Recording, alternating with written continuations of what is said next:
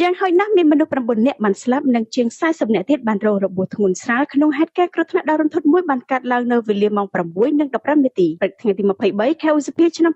2026 នៅតាមបណ្ដោយផ្លូវជាតិលេខ 5 ចន្លោះគីឡូម៉ែត្រលេខ 52 និងលេខ 53 ស្ថិតនៅក្នុងភូមិកំពង់ត្រឡាចឃុំអូរឫស្សីស្រុកកំពង់ត្រឡាចខេត្តកំពង់ឆ្នាំងសាក្សីនៅកន្លែងកើតហេតុបានឲ្យដឹងមុនពេលកើតហេតុមានរថយន្តដឹកកម្មករជាច្រើនគ្រឿងបានដឹកកម្មករមកដល់ចំណុចកើតហេតុបានឈប់ត្រៀមបត់ឆ្លងថ្នល់ស្រាប់តែមានរថយន្តមួយគ្រឿងជារថយន្តប្រភេទសណ្ដោងរមាស់វ័យអងពាក់ស្លាកលេខព្រះសីហនុ 4A1167 បើកបោះដោយជនពុំស្គាល់ឈ្មោះក្នុងដំណើរពីត្បូងមកជើងបានរែកចង្កូតមកបុករថយន្តដឹកកម្មករពេញទំហឹងចំរថយន្តឈប់នៅខាងមុខនិងបន្តបុករះមករថយន្តដឹកកម្មករនៅខាងក្រោយមួយគ្រឿងទៀតរួចបុករថយន្តដឹកសិស្សសាលាមួយគ្រឿងបន្ថែមទៀតទើបជ្រុលបុកជុលទៅផ្ទះប្រជាពលរដ្ឋនៅឯខាងផ្លូវទៅលែងទៅមុខរួចប្រពន្ធពីរដ្ឋបាលស្រុកកំពង់ត្រឡាចបានឲ្យដឹងថាក្រោយពេលកើតហេតុមានអ្នកស្លាប់ចំនួន7នាក់បានស្លាប់នៅនឹងកន្លែងបន្ទាប់មកម្នាក់ទៀតបានស្លាប់តាមផ្លូវពេលបញ្ជូនទៅសង្គ្រោះនិងម្នាក់ទៀតបានស្លាប់នៅក្នុងមន្ទីរពេទ្យសរុបអ្នកស្លាប់បានកើនឡើងចំនួន9នាក់យោងទៅតាមសេចក្តីជូនដំណឹងរបស់ក្រសួងការងារនិងបណ្ដុះបណ្ដាលវិជ្ជាជីវៈបានឲ្យដឹងថាគ្រោះថ្នាក់ចរាចរណ៍នៅស្រុកកំពង់ត្រឡាចខេត្តកំពង់ឆ្នាំងមានជនរងគ្រោះសរុប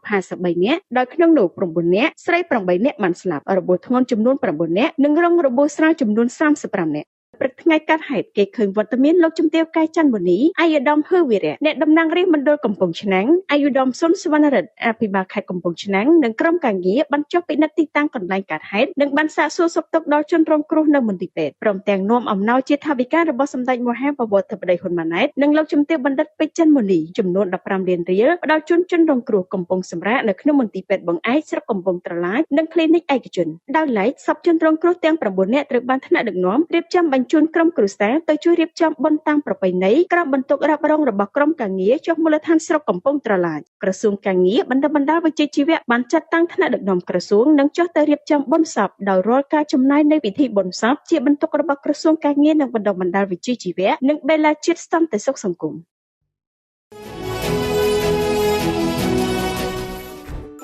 ខេមរ៉ាទឹកសាប៊ូលាងចាន Super Clean មានច្រើនជម្រើសទៅតាមតម្រូវការរបស់លោកអ្នកជាផលិតផលខ្មែរទំនាក់ទំនងទិញរាយ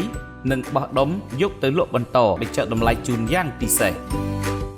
ទូរស័ព្ទ092 37 32 30 088 99 99 445 ទំនាក់ទំនងការផ្ដល់ព័ត៌មានផ្សព្វផ្សាយដំណឹងផ្សេងៗតាមតម្រូវការរបស់លោកអ្នកត្រូវការទូរស័ព្ទ092